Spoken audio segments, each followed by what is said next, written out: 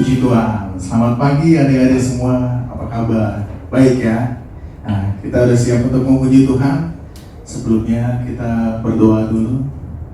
Tuhan Yesus, Bapa yang bertata dalam surga, kembali kami mengucap syukur Tuhan kehadiran pagi hari ini. Kalau kami boleh kembali ada sebagaimana kami ada, Tuhan Yesus. Terima kasih untuk pemeliharaanmu sepanjang minggu kemarin, Tuhan Yesus. Sekarang kami mau memuji dan memuliakan nama Tuhan. Biarlah Roh Kudus-Mu menguasai setiap hati dan pikiran kami, supaya kami boleh bersungguh-sungguh untuk memuliakan nama Tuhan. Pimpin Tuhan yang ibadah kami dari awal ini hingga pada akhirnya. Hanya di dalam nama Tuhan Yesus kami sudah berdoa dan mengucap syukur. Haleluya, amin. Ya, kita akan memuji Tuhan lagi. Kita mau angkat pujian Kudaki-daki.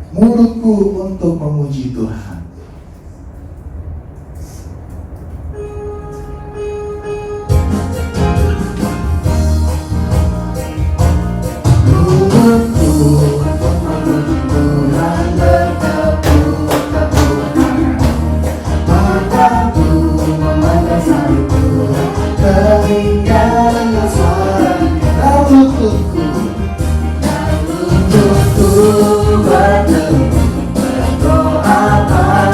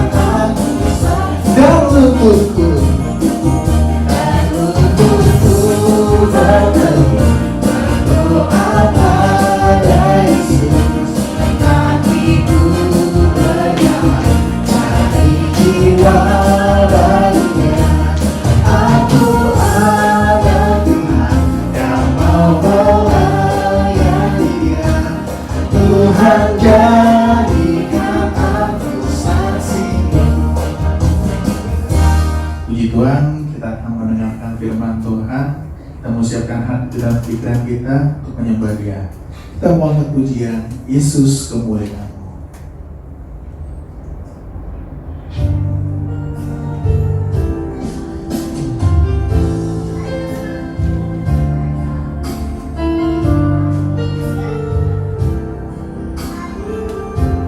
Yesus kemuliaan.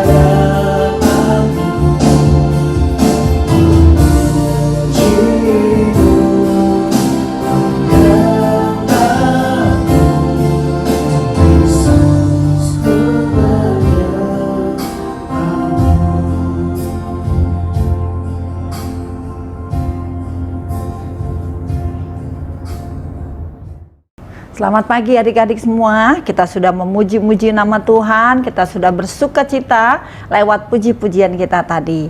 Dan sekarang kita akan mendengarkan firman Tuhan. Sebelum mendengarkan firman Tuhan, mari semua kita lipat tangan, kita akan berdoa bersama-sama. Tuhan Yesus yang baik, pagi hari ini kami bersyukur kepada Tuhan kalau kami masih dapat beribadah kepada Engkau Tuhan.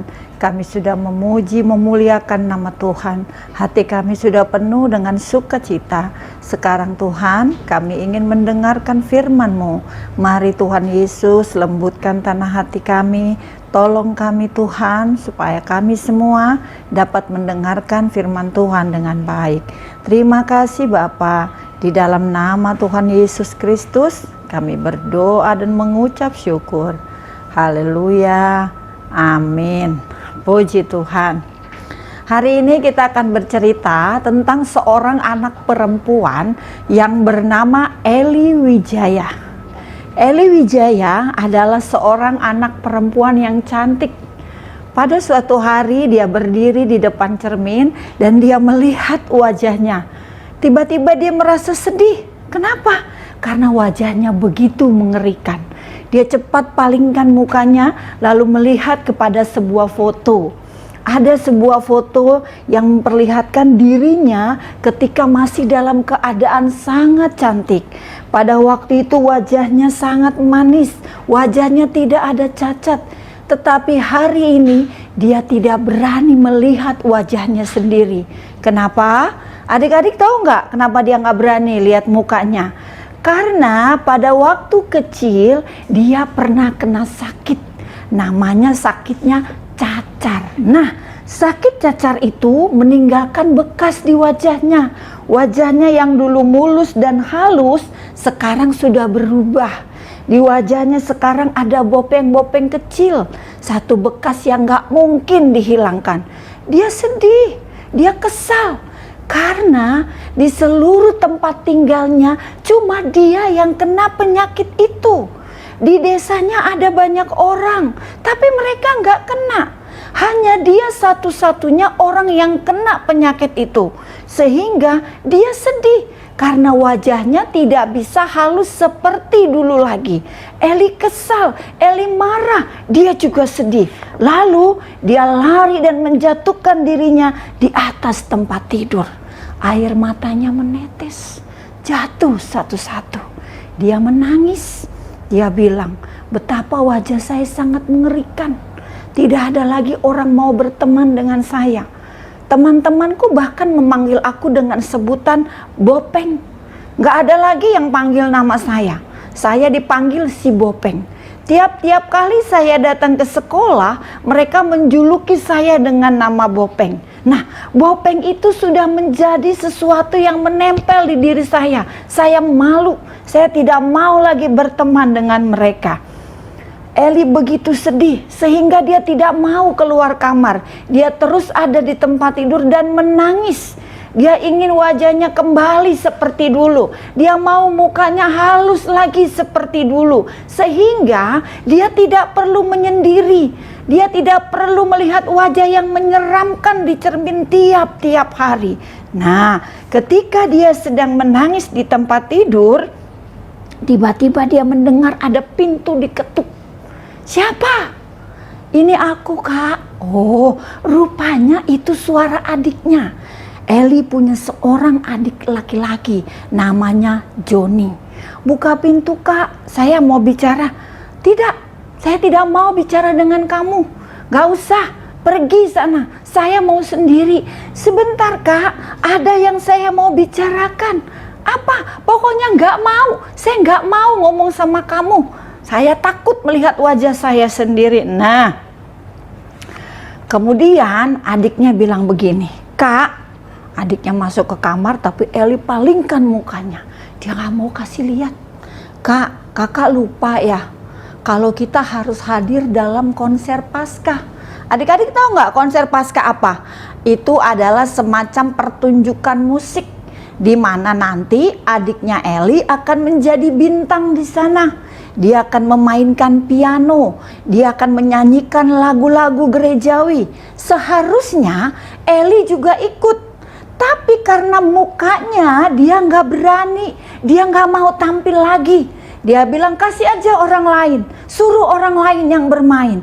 Padahal dia itu pemain biola yang sangat handal, pinter main biolanya. Tapi nggak mau, dia nggak mau orang-orang ngelihat mukanya. Nah, adiknya bilang, kalau kakak tidak mau main nggak apa-apa, tapi datang saja supaya bisa menonton saya.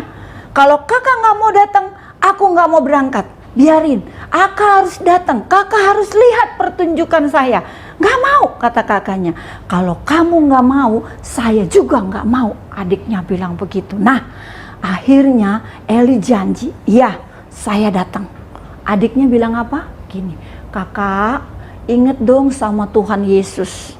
Bukankah waktu Tuhan Yesus mau disalibkan, mukanya juga sangat buruk.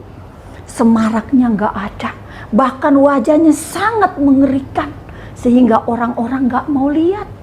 Tapi Kak, dia rela Untuk apa? Untuk kakak dan saya. Seharusnya kakak nggak boleh pikirkan diri sendiri. Pikirkan orang lain. Pikirkan bagaimana musik akan mengubah suasana. Bagaimana kita akan melayani Tuhan lewat permainan musik. Jadi kakak nggak boleh hanya karena wajah tidak mau melayani Tuhan. Baik, saya akan ikut. Tapi saya akan duduk paling belakang.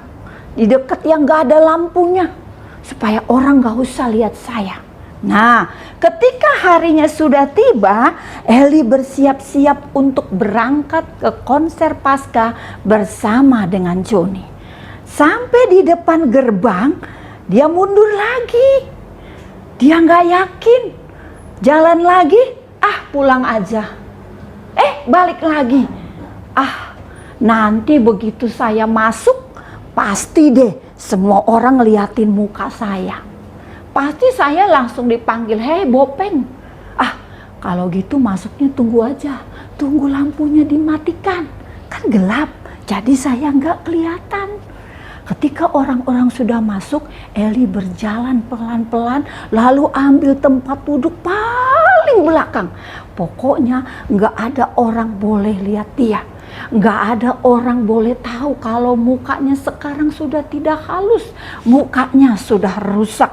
Nah, waktu dia sedang duduk melihat adiknya bermain musik sangat baik, dia dikagetkan. "Dor, kamu kenapa di sini?" Ternyata Joni. "Kenapa kamu datang ke sini?" "Ayo Kak, ke depan." "Tidak, saya tidak mau. Nanti orang-orang lari kalau lihat muka saya." "Tidak Kak, Wilma tidak datang. Jadi kakak harus bermain biola menggantikan dia. Atau konser kita gagal. Kakak pilih mana?" "Pokoknya saya tidak mau. Saya tidak mau ada orang melihat wajah saya. Apalagi pemain biola itu barisnya paling depan. Wah, bisa-bisa semua takut nanti." "Tidak Kak, kakak harus bermain." Ditarik-tarik sama adiknya, dipaksa, diseret-seret. Akhirnya Eli ikut. Begitu naik panggung, dia bilang, "Tutup layarnya, jangan dibuka." "Kenapa?" kata orang-orang. "Saya nggak mau. Saya nggak mau muka saya kelihatan.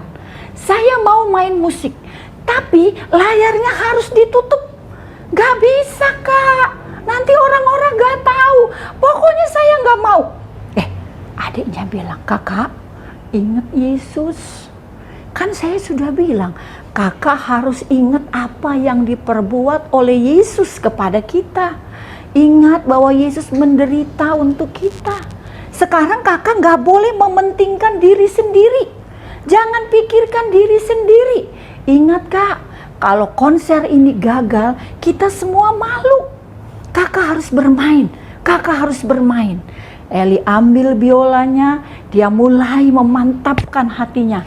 "Ya Tuhan, tolong saya mau melayani Tuhan." Ketika biola sudah dipegang, dia sudah mau menggesek, tiba-tiba dia duduk lagi. Kayaknya orang-orang bakal ketakutan melihat muka saya. Muka saya ini penuh bopeng-bopeng, saya gak berani. Lalu seorang dari pemimpin konser bilang, "Eli, terima kasih. Kamu sudah mau membantu kami. Ayolah bermain untuk kami. Mainkan biolamu supaya konser ini bisa berjalan." Dia bangkit, dia berdiri, dia pejamkan matanya, dia mulai menggesek biolanya. Pelan-pelan dia ingat lagi mukanya, berhenti lagi. Dia mulai lagi, ingat lagi mukanya, berhenti lagi. Gak bisa berjalan lancar. Sampai satu ketika dia ingat perkataan adiknya. Ingat Yesus, bayangkan Yesus, pandang Yesus. Dia mulai main pelan-pelan, dia mulai ingat wajah Yesus yang sangat mengasihinya. Dia mulai ingat wajah Yesus yang begitu hancur oleh karena dirinya. Sampai tidak terasa dia bermain sangat bagus. Begitu selesai, semua orang bertepuk tangan. Semua orang memuji-muji dia. Tidak ada lagi yang melihat kepada mukanya. Tidak ada lagi yang melihat kepada wajahnya yang tidak halus itu. Ternyata Eli bisa bermain dengan sangat amat bagus. Nah, petunjuk pemimpin, pemusik, semua senang dengan permainan dia. Semua bertepuk tangan, mengangkat dia, ayo turun ke panggung pelan-pelan. Ternyata adik-adik tahu nggak? Nggak ada yang menjauhi dia, nggak ada yang takut ngelihat mukanya. Semua senang. Karena apa? Karena Eli ingat, jika dia bisa mengingat akan cinta Tuhan, maka apa yang buruk dalam dirinya itu tidak kelihatan. Karena Tuhan tidak memandang wajah. Dia punya talenta bermusik yang bagus. Dia mau melayani Tuhan dengan apa yang dia punya. Sekarang dia tidak malu lagi dengan mukanya. Karena apa? Dia percaya bahwa jika kita ingat kepada Yesus, jika kita sungguh-sungguh mengasihi Yesus, maka wajah kita bukanlah halangan bagi kita untuk melayani Tuhan. Adik-adik yang manis, tidak ada manusia yang sempurna. Semua kita punya kekurangan. Tetapi Yesus Kristus mengasihi kita apa adanya kita. Dia nggak pernah mau lihat kekurangan kita, tapi dia mau mengasihi kita dengan sungguh-sungguh. Sebab itu, jika kita punya kekurangan-kekurangan dalam penampilan kita, dalam tubuh jasmani kita, mari kita bersyukur. Mari kita mengucap syukur kepada Tuhan. Jangan menjadi sedih, tidak percaya diri, dan yang lebih parah apa? Tidak mau melayani Tuhan. Padahal Yesus sendiri mengasihi kita tanpa melihat rupa dan wajah kita. Puji Tuhan, sekarang semua sudah mendengarkan firman. Kita mau berdoa bersama-sama, mau mengucap syukur kepada Tuhan apapun keadaan yang diberikan oleh Tuhan kepada kita pagi hari ini. Tuhan Yesus yang baik, kami berterima kasih kepada Engkau Tuhan, sebab kami tahu bahwa di dalam Tuhan kami sempurna adanya. Engkau menciptakan kami dengan baik Tuhan, sebab itu kami harus selalu tampil penuh percaya diri, karena kami tahu ada Yesus di dalam kami. Ketika kami susah, ketika kami sedih, kami boleh ingat kepada Yesus yang begitu mengasihi kami. Terima kasih Tuhan buat firman Tuhan yang kami dengar pagi hari ini. Biarlah dalam setiap keadaan apapun Tuhan, kami mau selalu mengingat Yesus di dalam kehidupan kami. Di dalam nama Tuhan Yesus Kristus, kami berdoa dan mengucap syukur. Haleluya. Amin.